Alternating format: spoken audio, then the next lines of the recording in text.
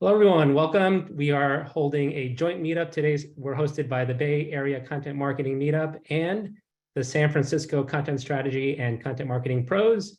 Those have some California references in the name, but as we were discussing, we are now global. We have Esther from Italy, so hi, Esther. So we're happy to have a global audience here to talk about probably the hottest thing in marketing and the hottest thing in tech, ChatGPT.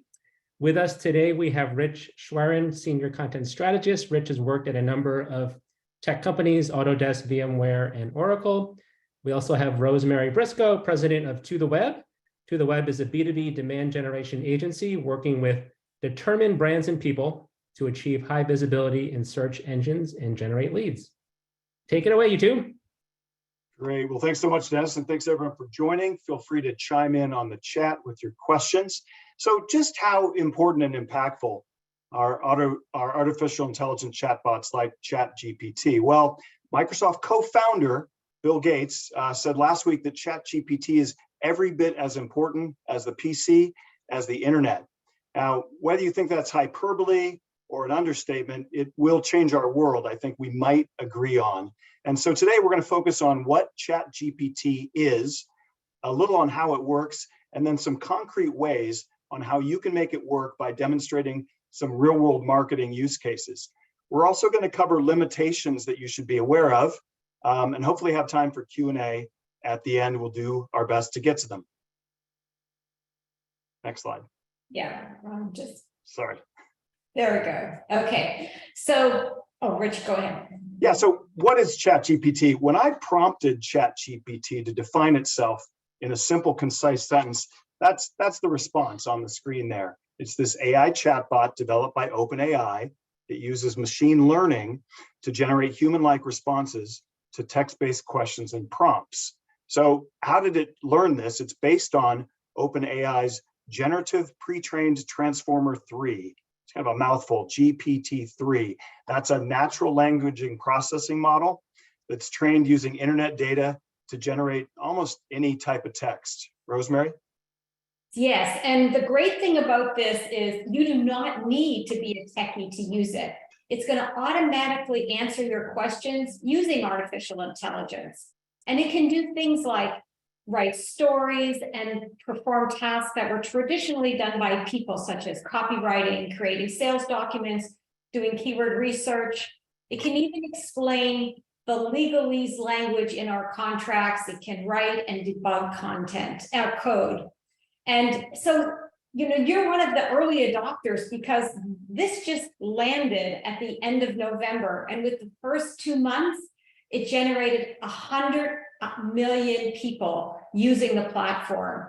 And just to put that into perspective, it took TikTok 9 months to grow to that level. And it took Instagram 2.5 years. So that just shows the meteoric rise of ChatGPT.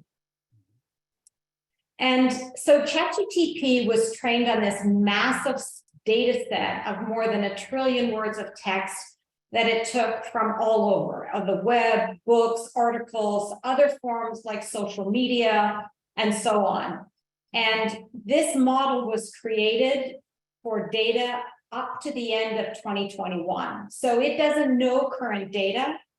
And, but because of this very broad data set, it includes everything. It includes negative content, such as hate speech and fake news. And you can think of it as an alternative point of view on like COVID vaccination. So if you're putting in a query, a prompt, you're going to get a wide variety of information. And it has learned the statistical structure of text through repeated exposure. And what that does, it allows it to predict the next word based on the context of previously seen words. So it is not going back into a database to pull content. So you can think of it like autocomplete on steroids. Right. And I'd say I'd use the word understand very cautiously, because what it's doing is looking for the statistical likelihood that any word might come before or after another word. That said, I just chatted a link to the research you see on the screen here. This is from an artificial intelligence expert named Dr. Alan D. Thompson. He used to be a chairman of Mensa International, smart guy. He runs this Life Architect AI, and he has subjected ChatGPT to a number of tests, and these are the results. It would have an intelligent quotient of 147, which is in the 99.9th percentile of humans. I think my research showed Einstein was estimated to have 160 IQ. It would pass an MBA exam at Wharton Business School. It would pass the bar to become Esquire lawyer here in the US. It would pass the US medical licensing exam, and it would pass the CPA exam. Now, what I know about its accuracy, I don't want it doing my taxes, but it's just some examples as to how smart it is. Now, I use smart in quotes because it's not understanding, it's statistically guessing at which words to string together in a brilliant way. How can it be so smart? Well, as Rosemary mentioned, ChatGPT has been trained by OpenAI with this massive amount of text, and it's learned the statistical structure of the text through that repeated exposure. How massive, I think the previous slide said 1 trillion words, that's about 45 terabytes of data. And again, this is just GPT-3, the third generation, which has some, without getting too technical, 175 billion parameters. GPT-4 is reported to have 100 trillion parameters. So imagine what the future stores. Next slide. So there's going to be a huge legal battle over AI-generated content. And even though ChatGPT's output is created from scratch, there's no template, it's not copied from anywhere, you won't find it on Google. We're already seeing legal battles started. So for example, Getty Images started legal proceedings saying that Stable Diffusion has unlawfully scraped millions of their images. So we're going to see this unfold. I think it's going to take years. Well, and Rosemary, there's a big risk of plagiarism here that I want to discuss. You and I have talked a little bit about this. If you study the terms of use for ChatGPT, you own the responses for which your prompts generate. Great, right? But you're also responsible for them should they infringe. I liken this to sort of a we broke it, you bought it situation where we are going to talk about how you can check for this. If you have a response, you could run it through Google to make sure it doesn't exist verbatim. But even still, how might we know if it's AI generated or plagiarized? Well, OpenAI has discussed creating a cryptographic watermark feature to add to ChatGPT metadata to help identify AI generated content. And I can think of a lot of teachers at my daughter's school and professors who that might be really useful for assessing a term paper or work that's turned in by a student. Did they write it or did the bot? So something to be aware of, sort of a lot of caveats in all of this. And we don't have to be worried about our jobs right now, because this quote from the Marketing AI Institute couldn't be better. It's not going to replace us writers, especially the writers who use AI. It's only going to have a negative impact on those who don't. This is great news for us as content marketers. Think of it as enhancing, not replacing what we do. Our goal as marketers should really be to learn how to use AI to produce great work. To do that, we need to learn how to evaluate its quality, accuracy, and originality. So it's going to free you up to do deep work. And pretty quickly, you'll learn how to combine human writing with AI-assisted writing. Mm-hmm. And I'm not going to read all these slides because I want to get to the really good stuff. So this is, where does it come from? Where does ChatGPT get its information? We've already talked about that. You're not going to find it on Google. However, as Rich said, we've got the whole plagiarism issue here. What we recommend that you do is, here's an example of a chat prompt and response. I asked Chat how to migrate to Google Analytics 4. Yeah. And then I took a snippet of that code. I dropped it into Google to see what was there. Of course, I knew it wasn't going to have an exact match, but I was interested to see what other companies are talking about that whole same content. So depending on your use case, it's a good practice to do things like this if you're going to be using it in a really public way. Right. Quick addition, Rosemary, and Scott Wilder made this point in the chat. Great distinction here. One of the problems with ChatGPT is it doesn't cite its sources. It makes it increasingly difficult to determine, well, where did this content come from? Just a note there in terms of plagiarism and whatnot. Right. And on this slide, what you're seeing is Google search.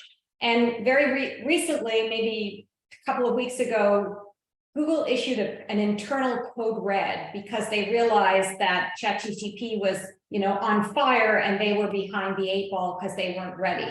And let me show you how serious that is for them. So in my example here, I asked Google, what is a SEO, which stands for search engine optimization. So it gave me a result, which was a link to a well-cited article and other links down here in the knowledge area. However, because I have the ChatGPT for Google Chrome extension enabled and I'm logged in, I can now see an awesome ChatGPT response to that question. So I always have this Google extension enabled. And the problem for Google is that it has no way to monetize this, right? People are getting their answer right here. They're not clicking through. If this was an ad, they'd lose the revenue. And as of last year, well more than half of all searches that happen on Google are 0 click, which means people don't click through to some other place. And then just before we get to the real fun part, just some limitations. So ChatGPT is not always right. It's got all kinds of negative things that you'll have to parse out as you're evaluating your content. It always needs human oversight. So it has limited knowledge of any world events after 2021. It can't perform mathematical calculations beyond simple arithmetic. However, people are pushing the envelope on that already. It can't access the internet.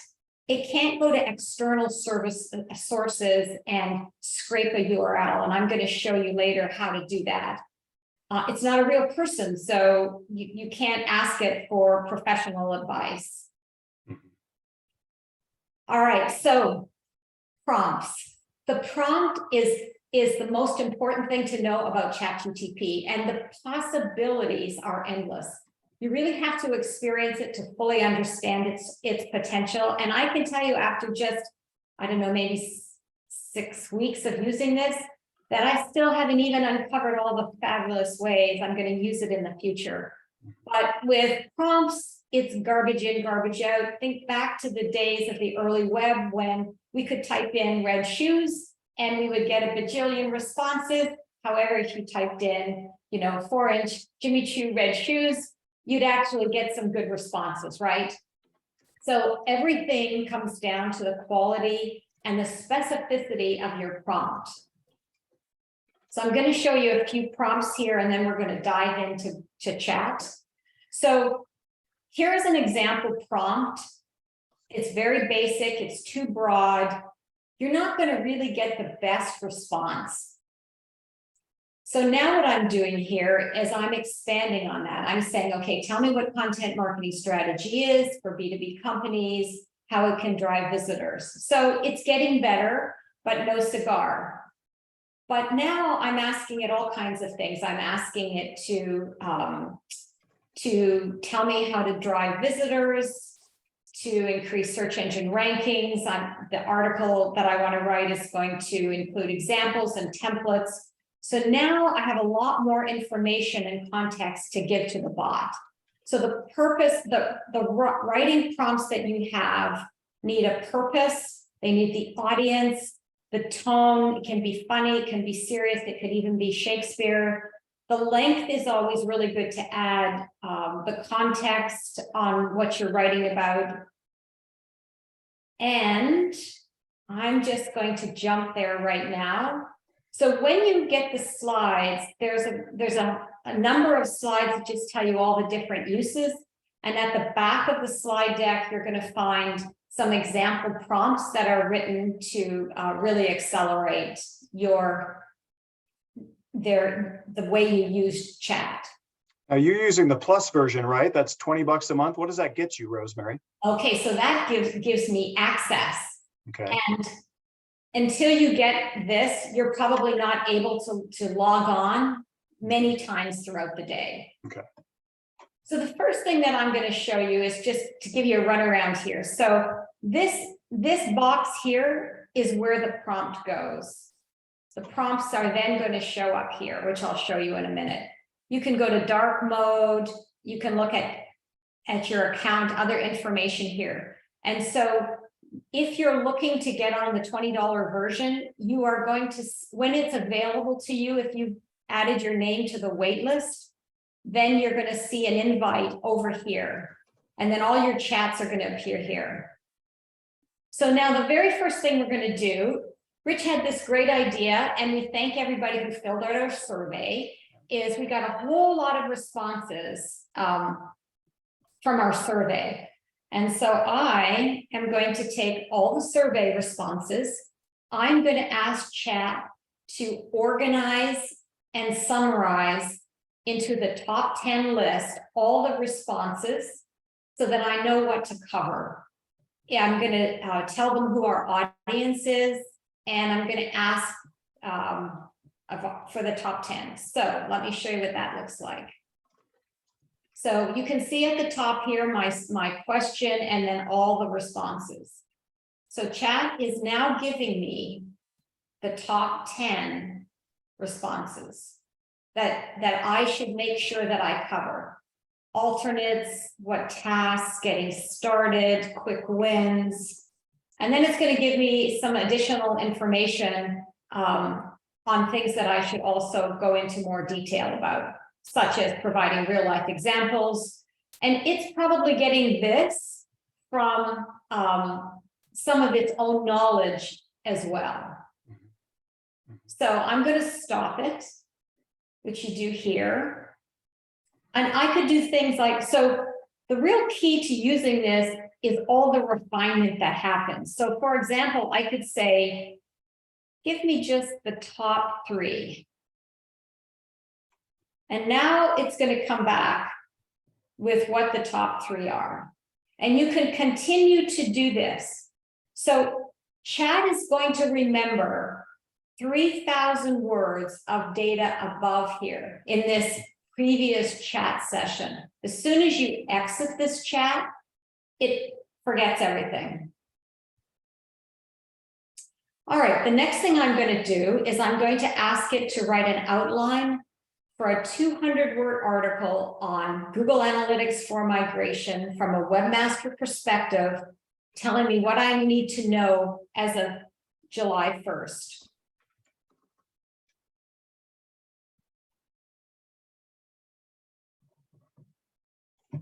So it's now giving me the title of the article and the outline. An introduction, key changes, the timeline for migration, how to prepare for the migration, and so on. Then, as part of refinement, I'm going to ask it to expand on the data privacy aspect of GA4. So I'm going to look at what I see here, and I'm going to say, okay, I want to really explore this aspect. And then it's going to build an outline, information for me to use just on that aspect. I can then ask it in the same chat, because it has a memory of 3,000 words, to give me 5 titles for this article so that I can choose.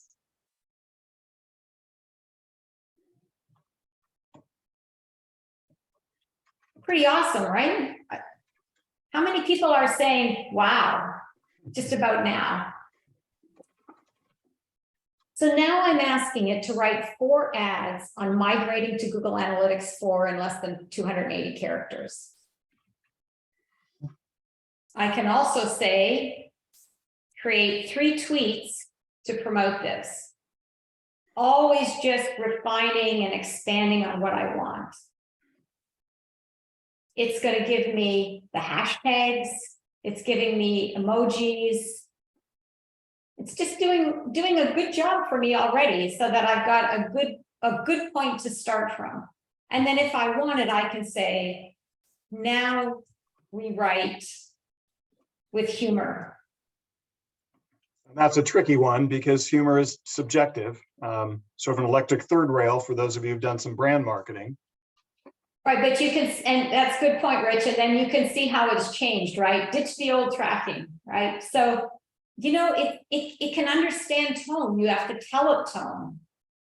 Mhm. Okay, so here is a really awesome thing you can do. I'm going to just, oh, it's already stopped. I'm now asking it to create a multi-part email campaign, as if I'm a bank, to inform people how they can protect themselves from credit card fraud during online purchases.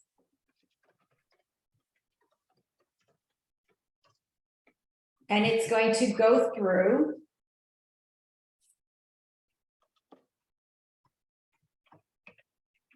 and write my 3 emails for me.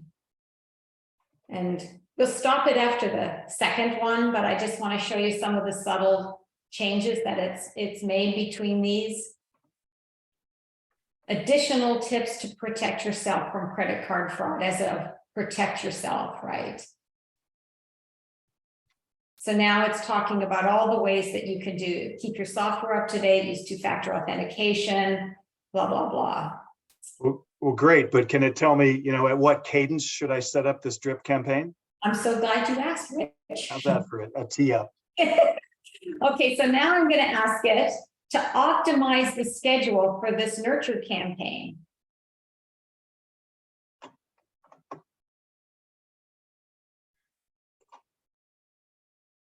And now it's telling me when to send these emails out. So even though we said as marketers, we don't have to really be worried about our job, but isn't this awesome? It's going to really short circuit your work on a lot of things. So Rosemary and Rich, we have a question. Please. It's about content. Since we're showing content generation, is a good question from Rena. She asks, what's the maximum words it will create? How big of an ebook can it spit out? It can go for a long, I don't know what the count of what it will spit out, but I think it's really infinite as long as you keep doing this. So the point is, if you do it, Rima, by in iterations, I don't see that it's going to stop. I've never had it stop for me in the past. Now, that you bring up a good point, because I have found that I can only drop into the prompt about 2,000 and some odd words. Mm-hmm. That's likely going to change, but with V4. Yeah, with 4th generation. I also had, we also saw some comments in the chat. This is ChatGPT, different than the implementation of ChatGPT that's part of Bing. You know, Microsoft has put $1 billion, probably now more, into OpenAI and ChatGPT. So I think some of the experience you're seeing in ChatGPT is unlike the experience that the Bing ChatGPT mashup provides. And I'm just going to start a new chat, and I'm going to ask it to convert this text into headings and subheadings and create an outline for an article on search engine optimization, and include including a one-page optimization, keyword research, on-page and off-page factors. And also, so there's a lot of nuances that you need to know about, like put it in bullet form. That's a really helpful one to do all the time, because you're able to more quickly scan the results and work from there. Or to your point about scanning, you know, put the most commonly used words in bold. Right. I've had mixed results doing that. Right. But yes, it does some of it. So now you can see I have this outline, right? So when I showed this to my longtime writer, he said, it takes me a day to create a really solid content outline for a long form blog post. And so what this is going to do is it's going to give you the starting place for content generation for blogs and so on. You know, you just made a quick note that I want to double down on around mixed results. The results you're seeing on screen, every one of you will get different results for the same prompts. It's analogous to Google query results, such that depending on my prior searches, my geolocation, time of day, I might get slightly different SERP. In this, Rosemary, in your experience just doing this demo, the results have changed day to day, moment to moment. Right. The concepts are still the same. It's just the wording is different. Yeah. So we've had a lot of fun testing that. Yeah. All right. So this is one of my favorite things. So summarization is one of the most awesome parts of ChatGPT. So I am taking, just so I'm looking at another screen where I have all my prompts. And so I'm going to take the legalese from one of my contracts, which of course makes no sense to me because I'm not a lawyer.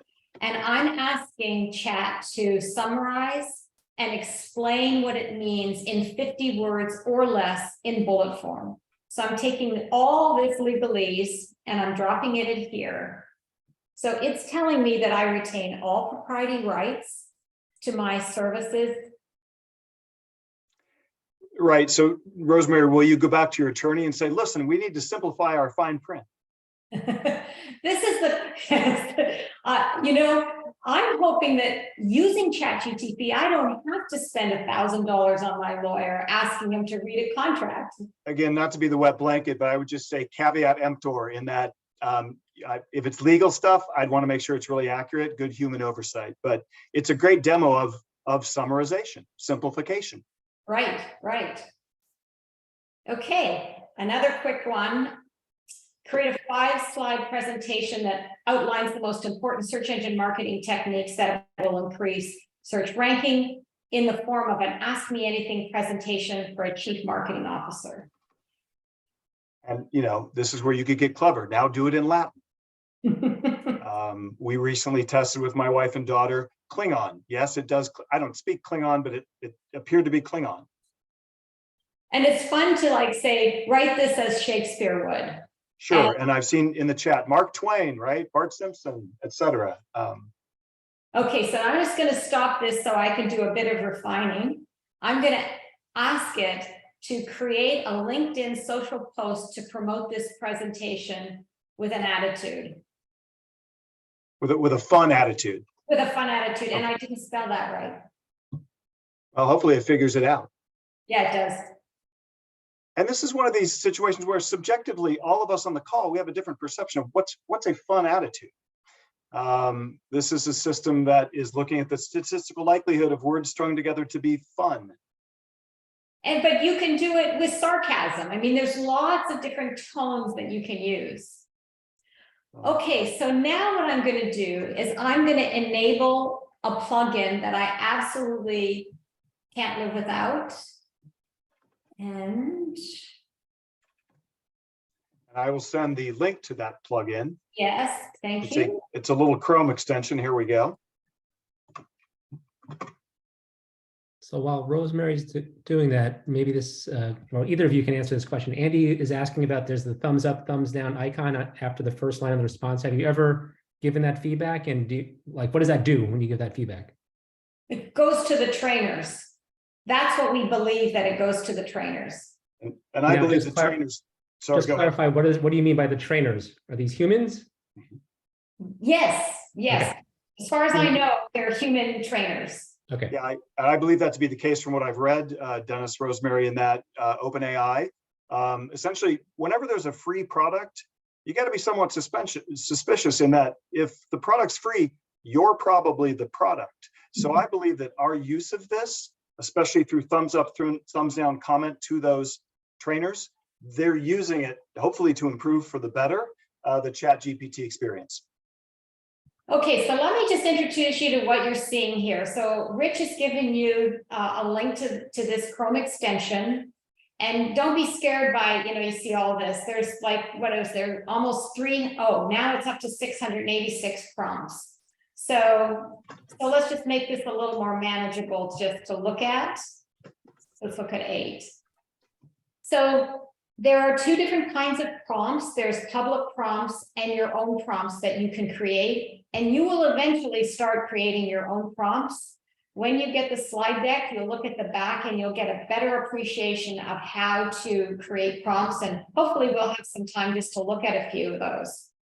So what I want to show you first is, there's a variety of different topics that you can filter for. Activities, you can vote the top voted. I'm going to do keyword strategy over here, and I'm going to pull up this one. So watch this. That's a term that usually men use when something's going to go wrong, like a car accident is going to happen because you're, driving a Tesla and you're going too fast. Okay, so I'm going to add here card issuing platform. That is my keyword that I'm going after. It is going to take that data because someone on this platform has written a prompt that's super useful. So you can now see the keyword clusters that it's going to organize all the information. It's going to tell me the best keywords to use. It's going to tell me the intent of that keyword, the title, and the meta description that I should be using. While that does that, a couple comments in the chat. What you use can be publicly exposed. That's why Amazon warned the AWS employees to stop putting intellectual property into ChatGPT. So that is a risk there. And then to the question about citing sources, that's not something ChatGPT currently does. So that presents a real challenge for us to get to the root of all this. And now I'm going to just this same data. So as a marketer, I don't really want to go after in this post that I'm going to write informational keywords. I want to go after search intent that's commercial and transactional. So I have to stop this because it will go on for quite a while. And now I'm going to say show only keywords with search intent for commercial and transactional. And it's now going to shorten this list to the keywords that I'm probably going to try to go after and the titles and descriptions. So then what you can do with this is you can say, okay, card issuance platform, let's go and do a content outline on something like that. Stop. Okay. So with this plugin, every time you want to do a new one, you go over here and hit new chat. So now I'm going to do silo. Let's see, where did it go? Okay, audit existing content for SEO. Here we go. Okay.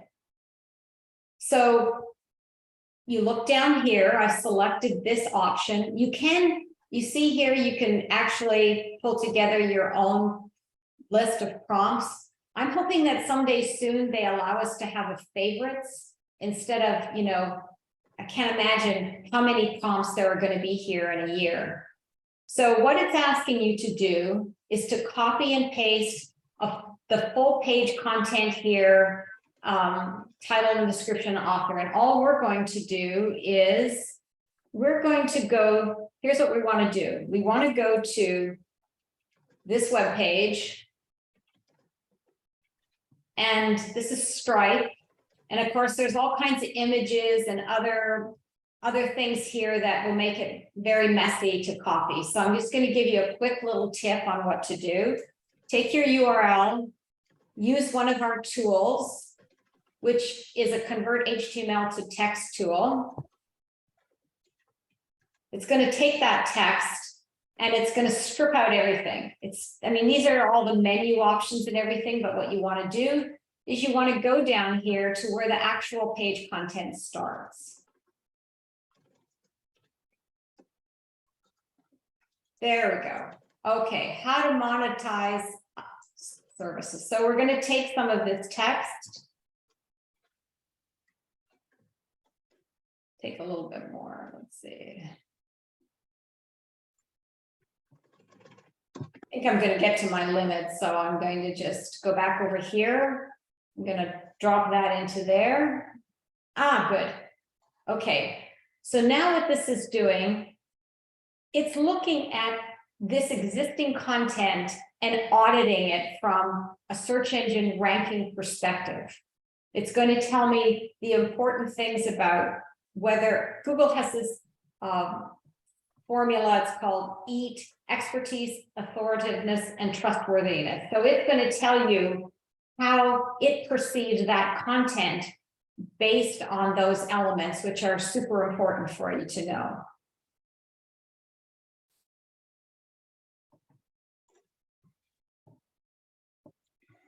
And it Yep. does. While it's doing that, Rosemary, quick question in the chat around how do I use this on mobile in terms of apps? Note that ChatGPT is just one way of accessing, in this case, a subset of GPT-3 data. There are other interfaces that access that. They have apps. I'm not aware, are you, Dennis or Rosemary, of OpenAI publishing an app? I don't see one on the Android store. There's not a ChatGPT app at this time. There's an OpenAI, which is more for developers, but there's not an app that, Yeah. That we would publicly use. Yeah, I think you're just running it on your browser on your phone. Right. Okay, so I'm going to try one more thing. Silo structure. Oh, now there's two.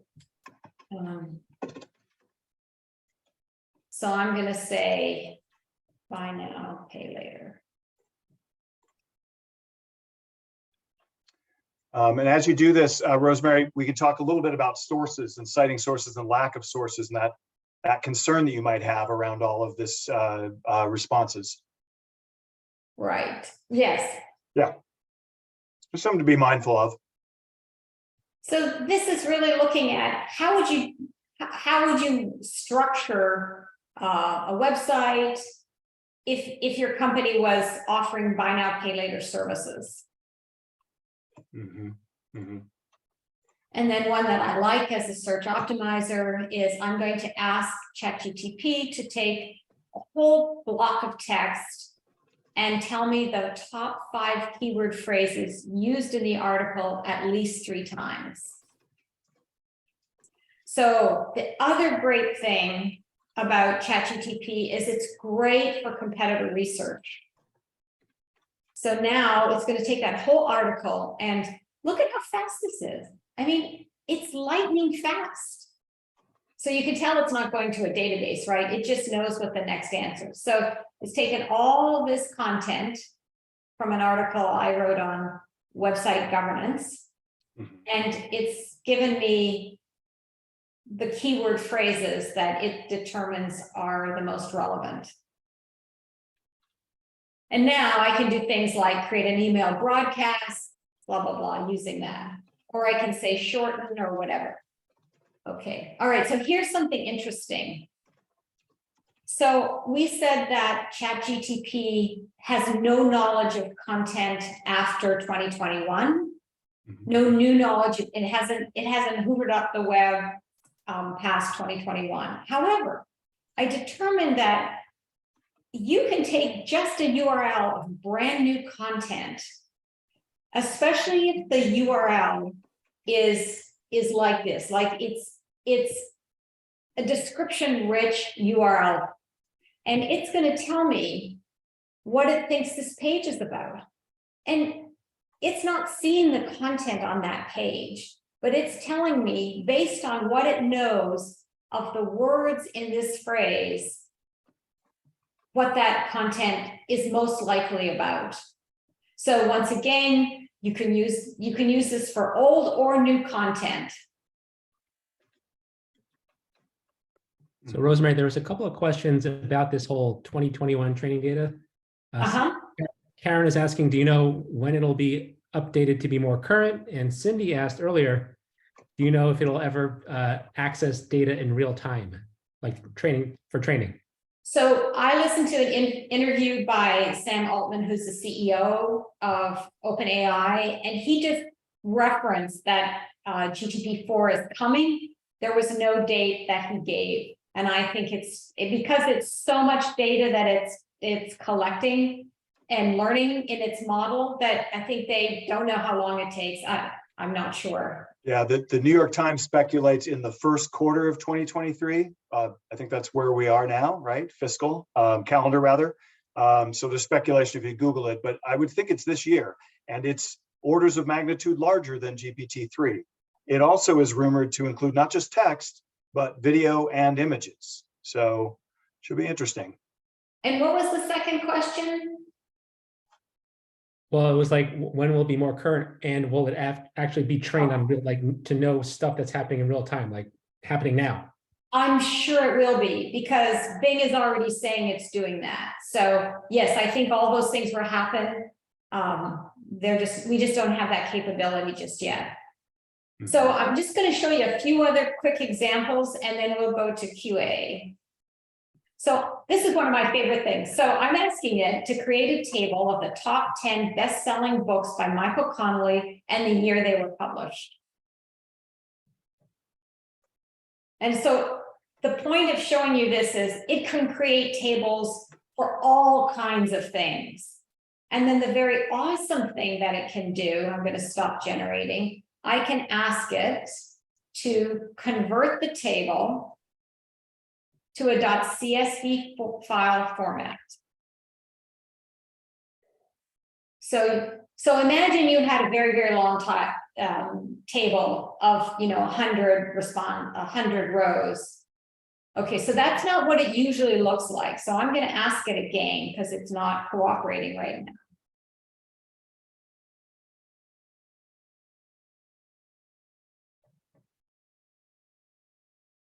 Okay, well, now you can copy and paste this. Sometimes you'll actually see a black screen come up that shows you that. All right, personas. I'm going to ask chat to write a 25-word paragraph on the topic of payment processing for financial services fintech companies in the style of a social media influencer.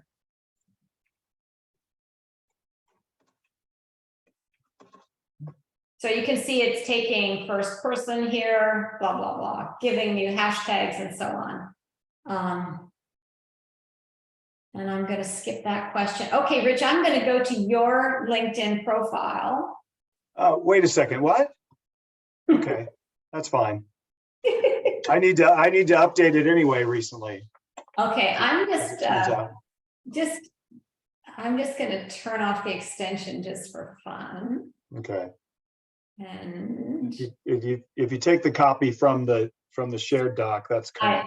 I'm doing that. Okay, so now I'm taking Rich's LinkedIn profile and I'm asking it to capture the attention of recruiters and hiring managers. It reminds me of the website makeover meetup we did years ago, Rosemary. That's right. That's right. Put your website in the hot seat. Yeah, that's right. I do have work to do. Isn't this great? It is, and truth be told, this is useful. And I think to Jeremiah's point earlier in the chat, so far, these aren't things that humans can't do or aren't doing. It's more the acceleration of the doing, right? Is that how you're using it in ToTheWeb, Rosemary, to kind of accelerate tasks? Oh, yes, totally.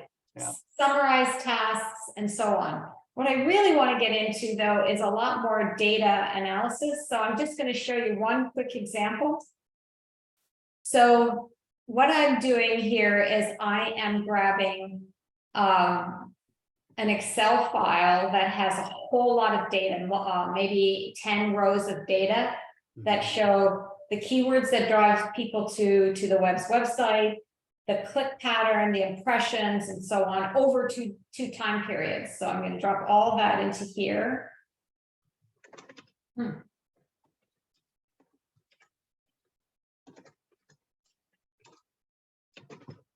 So I'm hoping everybody sees that it's just endless, the possibilities of the ways you can use ChatGPT. So this is looking at my data and telling me about, what are the low impression keywords, and so on, high position keywords, and so on. Okay, so I'm going to stop using this. How are our questions coming? It's been challenging to follow them all in the chat. To be honest, I apologize if I haven't hit everyone. Dennis? Yeah, there was one, just Rosemary, remind us, Monica's asking that plugin, what is the name again and what does it do? Rich, you've got it. Can you just drop it in there, please? I will. I'll send it right out. Okay. So, by the way, ToTheWeb is launching a newsletter. Dennis is going to give you the link to it. It's going to be called The Prompt. It's going to be probably twice a month that gives you instructions on how to write really great prompts. So I'm very quickly going to show you what you're going to find at the end of the document, just so you get a sense of how you write really awesome prompts. And I tell you this because you probably saw, and maybe you didn't see it in the Meetup page, someone said, I have a problem trying to ask ChatGPT to combine 2 articles together and rewrite the article. So I asked her, send me your prompt. So her prompt was basically just that, combine these 2 articles. Well, I told her that if you gave that exact same example to your writer, a human writer, your human writer couldn't do it either because it has no context. So here you can just see the things that make really great prompts. So here's a 3-part email campaign. I'm asking the chat to write I'm offering 3 different pieces of content, include a subject line, write variable sentence lengths. So just so you know, there's apparently when AI writes, it writes more consistent length sentences, and that's not what humans do. So I'm asking it to vary the sentence length. I'm giving it the 3 pieces of content. I'm telling it who my audience is, the industry they're in, to reference the call to action, to download, who my company is and what their description is, and then more information about the tone. Mm-hmm. So you'll see a number of prompts at the back, and I'm going to keep working on these. Okay, so I think we have 10 minutes for Q&A. Yeah, and I'll fire one real quick. I see a question about the digital watermark. That's something that I read an article that OpenAI is considering. And it's this cryptographic, I'm not an engineer, but it's an approach that they're considering as a way to mark something as being generated by AI. I don't think it's currently available. They also have, what is it called, Rosemary, the tool that they have to try to determine if something's right? Okay, so there's at least 3 tools right now, and I'm sure since I last looked, there's more that purport to identify content that is human written versus AI written, but they're terrible. And even OpenAI's tool, they freely admit that it doesn't do a very good job. Mm-hmm. So yeah, you can use them, but you're not going to get good results. Yeah, I'm trying to remember the name of the tool and see if I can link to it. I've got it in here. Okay. Other questions? Thanks, Paul. Thanks, everyone. There are the slides. There's also you'll see on slide 41, a really great other plugin that I like, Web Chat GPT, great for competitor research. Okay, so this is the tool here, the AI text classifier, but Barry Feldman wrote a lot of content on my site, pretty much all of it. And so he and I did tests with my content, asking the AI if it was human written or AI written. And we got mixed results with the same content. So you can't really rely on this, right? Right.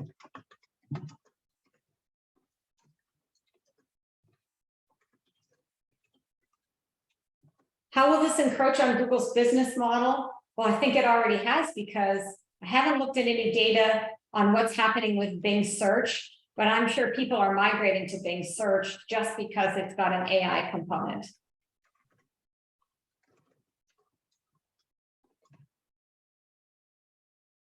What else? Yeah. Yeah, Barry, good take. Don't publish the content it generates. I would say publish, but I would want to fully disclose to my audience that I'm publishing content that is AI generated. I don't want to do anything to disrupt the trust I might have built with an audience while masquerading as, yeah, I did this. No, the bot did it. So I'm in the stance of full disclosure.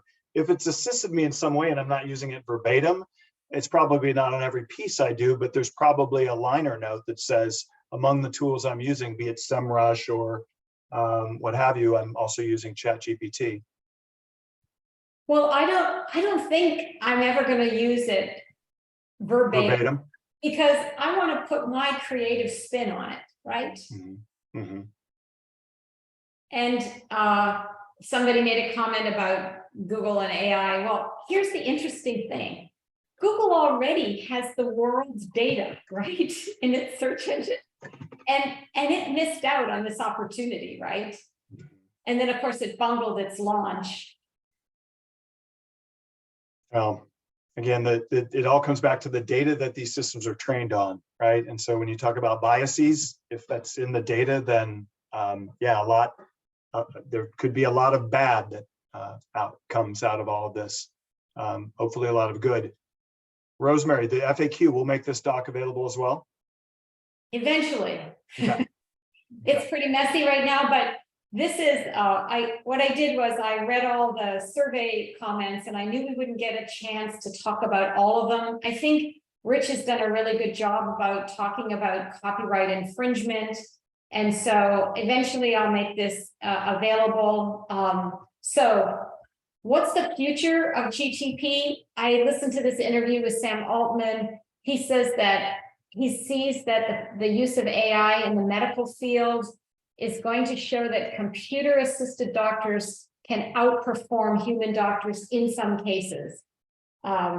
He says that it's going to be used for, we're going to find AI tutors that can teach math and other topics very well. People are developing AI programming that can already write and debug code. I mean, this is already happening now. And I think the biggest thing is everyone will have at their disposal a staff like a corporation for almost anything. Mm-hmm. Mm-hmm. Okay, we got some more questions. There's a thoughtful question from Jeremiah to Rosemary and Rich. How can we help you? Oh, send me. Oh, go ahead, Rich. No, you go, Rosemary. Okay, so because I'm just on the forefront of launching the prompt newsletter, send me challenging topics that you want ChatGPT to handle, and I'll see if I can write you a really good prompt. Yeah, and I'd say just really three things. One, you've already done. Thank you for attending and engaging today. I'm sorry I haven't been able to keep up with everything on the chat, but the engagement's great. Tell your friends all about the Bay Area Content Marketing Meetup. We're not just in the Bay Area. With the pandemic and Dennis's weekly Thursday Zooms at noon, we've gone global. Be careful as you join. We probably were going to ask you to present sooner or later. Everyone here has expertise. I really love this community of knowledge sharing, networking, and it's great that we're all together. And then third, sign up for Rosemary's prompt newsletter. Thanks, Rich. Okay, so there was an email from a program manager who's in product innovation, and he has asked, like, how can I optimize and use ChatGPT in my daily tasks? Well, it's going to do a lot of things. It's going to help you create new ideas. You can use it for product ideation. You can use it for writing reports and creating summaries of meetings and research, creating emails and responses to emails, and things like answering frequently asked questions, right? You can start building using ChatGPT. It's going to quickly generate responses to the most frequently asked questions you have. Of course, you need human oversight. But those are just some of the topics that it can help you with in your day-to-day life. So then there was a really good question about the pros and cons of someone in government using this. So while there's significant benefits in terms of efficiency and accuracy, there's also, on the other hand, concerns about accountability, transparency, accuracy, and bias. So as we mentioned earlier, ChatGPT has all this content from the web, and as we know, there's a lot of crummy content, just badly written content. It has, hateful content, fake news, and so you have to be very careful. That's why you always need human oversight to everything. It doesn't replace us. It simply short circuits our work. Yeah. Rosemary, would you mind chatting the link to your newsletter again? Oh, sure. Dennis, thanks. And there's some great chat right now about health-related concerns, such that what if you're getting medical advice from ChatGPT that might be inaccurate? It reminds me of sort of like the your money or your life content, right? In which Google takes that very seriously. I would be very concerned with any accuracies here. I mean, I think Rosemary's demonstrated some useful acceleration of common marketing tasks. Beyond that, there's a lot of limitations, just to sort of caveat emptor. They broke it, you bought it, and I would just check everything for accuracy. Be concerned. So the best way to get the right answers from Chad, and of course, right, is subjective, is be specific, use clear language, ask one question at a time. It's funny. OpenAI says that you should use proper grammar and spelling and punctuation, but I haven't seen that it makes any difference whatsoever. Yep.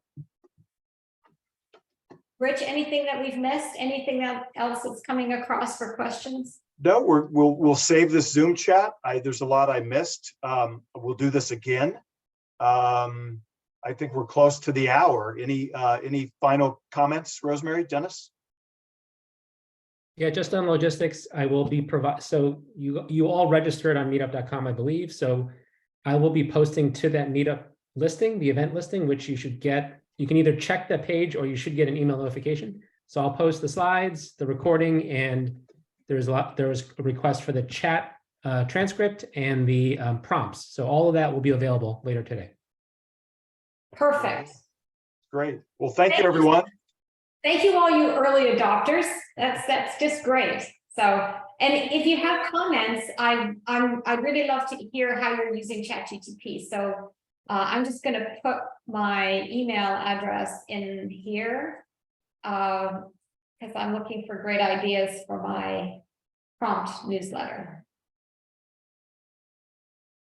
All right. All right. Thanks so much, Rosemary and Rich. Very good. Thank you. Thanks so much. Bye. Everyone. Bye, everyone.